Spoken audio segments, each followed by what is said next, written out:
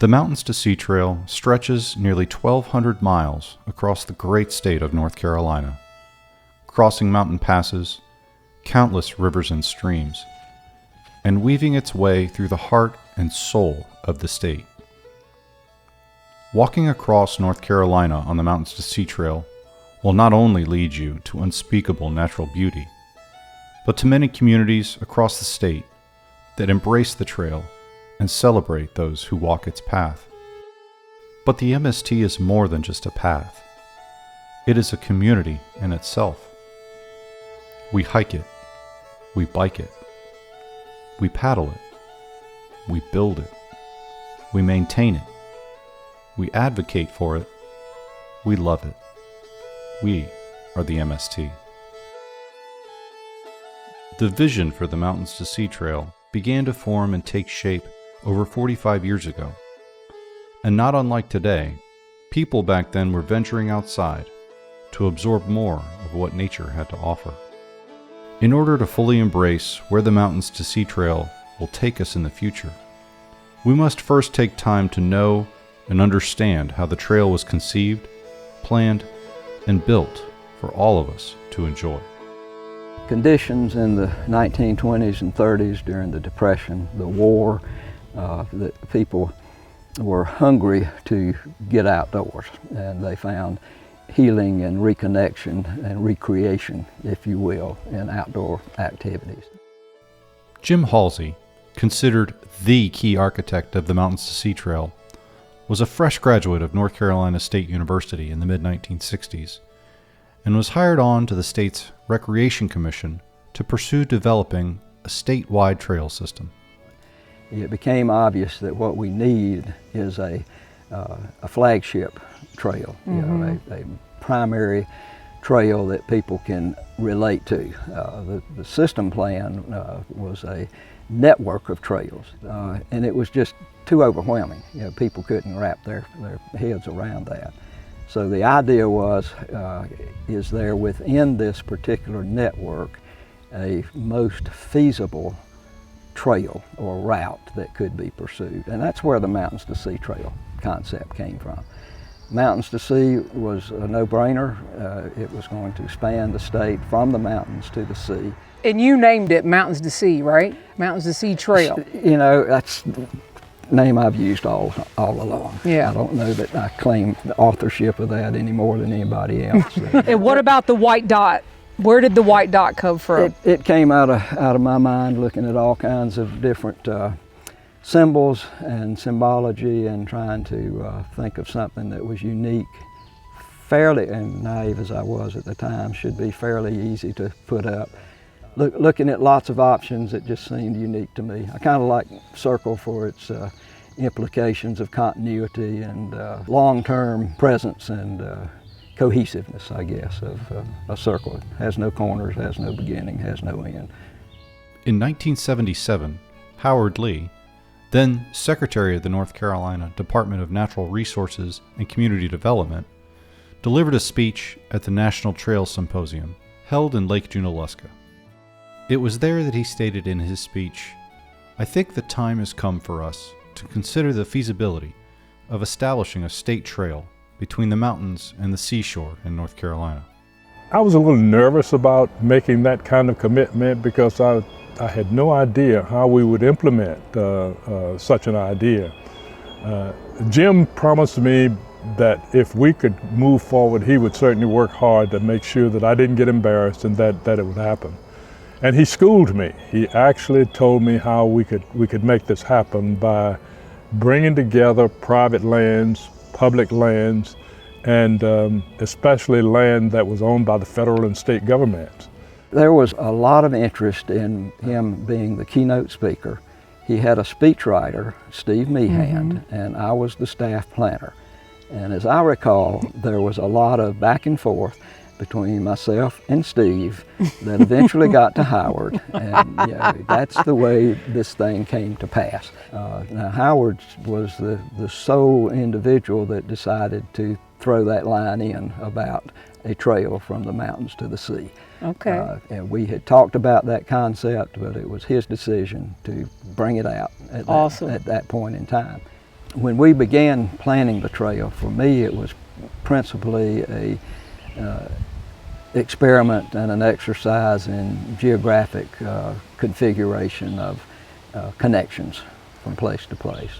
One of the masterful, mysterious aspects of Mr. Lee's involvement was his understanding of and commitment to community. And I say that as probably the major thing that Howard has brought to the Mountains to Sea Trail concept is the non-ending emphasis and recognition of this little path, in whatever form it takes, wherever it goes, is an obvious avenue to bring community together. With the stage now set for success, it was time to get to work. First, putting pen to paper to carve out a line on the map that would connect the mountains of North Carolina with the Atlantic Ocean. I think the desire to have it mimic the Appalachian Trail as a long-distance hiking trail sort of made people lose sight of the fact that the original idea was the trail system would serve all types of trail users. And as the so-called flagship trail, the Mountains to Sea Trail should involve all of those user types. And I had a matrix of paper maps in my office. As I recall, it took about 19 to 22 of those sheets to tape together, and I was blessed with an office large enough to have a wall that I could hang that thing on. And I hung those matrix maps on that wall, put some clear acetate across it, got my little grease pencils out, and started dreaming and inviting others to come in and see what the potential was. As trail construction plans continued, another key visionary of the Mountains to Sea Trail entered the scene in the early 1980s. D Hart, an Army veteran and professor at Lewisburg College, was an avid outdoorsman and had authored several books and trail guides.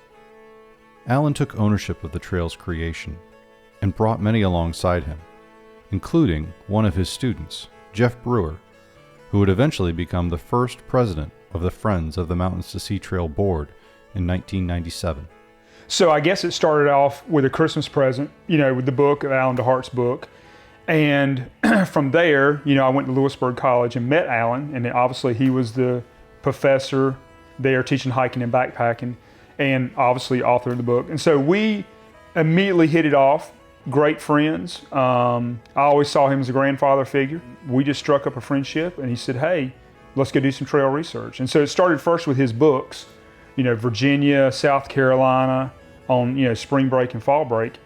And then from there, we started doing a lot of research for the MST. And I'd always heard about the MST through reading the book, but didn't know, where's this project at? I think it's on the early stages of development and stuff like that. And so from there, it just took off like a rocket ship, and it really hadn't stopped. Alan was a passionate lover of the outdoors, an excellent amateur naturalist. He was probably the most prolific author of hiking trail guidebooks that I'm aware of. Alan D Hart was one of the most dedicated and committed trail people I've ever known and will ever know. I think probably one of the highest compliments you can give a person is calling them a Renaissance person. And by far, he was a Renaissance man with what he did. And so he was super type A, goal-oriented, and I think I told you before, Alan was a fighter. And if there was a fight, whether it was over trail routing or do we need this bridge or do we need this funding, you wanted Alan on your side. He had a way with words. He had a way with writing letters that, it was a wake-up call. And if you didn't reply to his letter that was sent to the Forest Service in a timely manner, you got another letter. But Alan knew what he wanted, and he knew what it was going to take to put the trail on the ground, and work with federal and state employees and stuff like that. I'm convinced today that had Alan not taken that on as a personal mission in the early 1990s, that the trail would not be on the ground here today. I mean, he persevered without a lot of support, I'll put it that way. Not opposition so much as just not a lot of support. So I'd say it got really, really busy when he came to me at Lewisburg and said, listen, here's an idea I got. I'm gonna create a nonprofit group, much like the Appalachian Trail Conservancy, to oversee the design, construction, and maintenance of the Mountain Sea Trail. And he's like, do you wanna be the first president? And I was like, well, I said, what are we talking about here? How much work are we talking about? And he jokingly laughed and said, well, I can't give you that answer. I mean, it could be an hour a week, it could be multiple hours a day, whatever, you're willing to put into it. It's like, okay. So he, does the charter, the nonprofit status, and we get a small board, and from there it was just game on. And Alan D Hart is the person who, in my opinion, is the second most important person in this trail configuration. Jim Halsey, in my opinion, is the number one person, but Alan D Hart is the number two person because he actually saved the Mountain to Sea Trail when he created the Friends organization. And so it was a lot of work. It was something, as soon as one work day or a board meeting got done, it was time to start planning for the next one, along with all the other little mini projects we had, going on across the state, trying to complete some of the gaps, whether it was bridges or the Bald Knob Trail construction, or how are we going to advance the trail up the Blue Ridge Parkway to Dalton Park. I mean, it was on. It was game on. As the trail, and specifically the Friends of the Mountains to Sea Trail, grew as an organization, it became clear that the Friends were ready to have an executive director join the cause. No mere mortal would do, though. Even with the strong foundation laid by so many supporters, this new executive director would need not only a keen sense of the trail's identity, but the foresight to take the trail where no one thought possible. Kate Dixon entered the scene and started as the first executive director for the Friends of the Mountains to Sea Trail in 2008, and served in that role until her retirement in April of 2022. Kate hired the first paid employees for the Friends, managed a vast volunteer base, and set in motion the plans for the Coastal Crescent Route, a route that would take the trail through the agricultural and coastal heartland of North Carolina. There were a number of things that had made me think about the Mountains to Sea Trail and get really interested in it. But I knew a guy named Steve Meehan, who is the man who wrote Howard Lee's speech in 1977. He was the public information officer at the time. And so I called Steve and I said, Steve, I'm really thinking I'd like to do this. What do you think? And how should I proceed? And he called Jeff and Alan D Hart and said, Kate Dixon's interested, and what do you think? And they said, we'd like to talk to her. So Steve Meehan comes to me, and he did a lot of PR work for Parks and Rec. And so he called me up one day and he's like, hey, I need to talk to you. There's a lady who's interested in being your executive director. I was like, sure, let's go. So we had that conversation, and obviously it was Kate. So next it was time, I had to go to Alan and say, hey, this is the opportunity here. Let's sit down with Kate. After Kate came on board, she worked a long time with no salary. Not a lot of people know that. I think that takes a special individual that wants to do that. Then the board, went through some growing pains because you've got an executive director. So when you have that, it's time for the treasurer, which was Alan, to give the books over so she can take care of the accounting or give it to another volunteer or to a paid staff that can do the books. And so that was really challenging. It was almost like, especially for Alan, this is my baby. Mm-hmm. I've had it for so long, and the baby's growing up, and it's time to,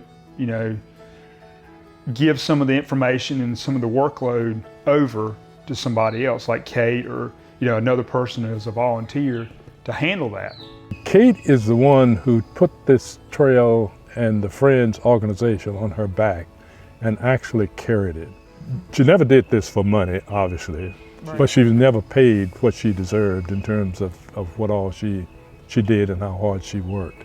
I knew already that working in a nonprofit with a lot of volunteers was incredibly fun and motivational to me. it seemed like a perfect fit from that perspective. And I also was really interested in the conservation aspects of it. There were so many things to focus on just to make the organization stronger that I actually, so in my time, I had thought I would probably do more land work, given that I had, come from a land conservation, land trust background. And then that didn't happen until after we hired Ben. Partly because, and I think the board was really wise, right at the very beginning, they said, we're not going to be a land trust right now. We may be a land trust later, but we're not going to be a land trust now. And I think that for this organization, that was completely right, because we had so many things to do to just, build the organization and take care of sort of the support for the trail part of it and the trail guides and all of that. And so, we would kind of attack problems as they came up. And I think I would also, we had no money, obviously. So, if the right volunteer walked in the door, you might end up working on that problem, a problem that you weren't going to work on right at the beginning, but the right volunteer comes in and you're like, okay, you can do this. She has always seen herself not as the decider or the person who's responsible for having all the great ideas, but as an implementer, a person who hears what all of the interests and concerns are, brings them together, and then presents the picture that others are then able to sign on to and support. And I told her this at the conference, just personally. I said, but you had a vision and you had the ability and will to persevere and work towards consensus and not be deterred by tradition or presumptions of what things had to be. You recognize the potential for the coastal crescent and that area of the state to incorporate some of the most beautiful, sensitive, rare, natural resources of the state that we have, and communities that have their own story.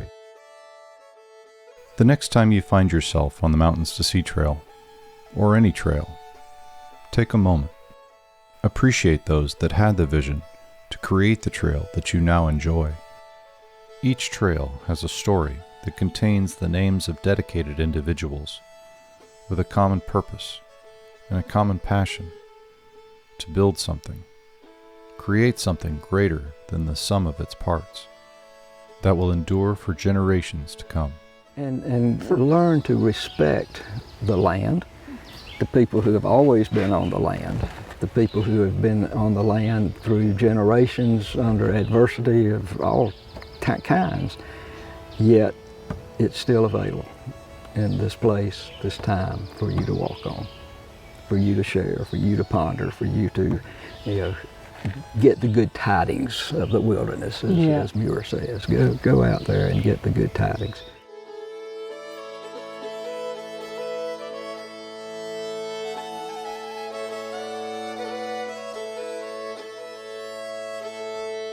I'm Jester. And I'm Austin. And we are the MST. My name is Angel, and I am the MST. Hey there, I'm Jennifer Farr Davis, and I am the MST. And so are you. My name is Alice Butler. I'm the mayor of the town of Roseboro. I am the MST. Hi, I'm Abby, and I am the MST. And I'm Jason, and I am the MST. Hi, I am Rowan, and I am the MST. My name is Brent Lawrence, and I am the MST. I'm Howard Lee, and I am the MST. Hi, I'm Cindy, and I am the MST. Hi, I'm Tom Dellinger, and I am the MST. Hi, I'm Danny Bernstein from Asheville, and I am the MST. I'm Betsy Brown. I work with Friends of the Mountains to Sea Trail. I am the MST. I'm Jeff Brewer, and I am the MST. My name's Dwayne Patterson. I'm Director of North Carolina State Parks, and I am the MST.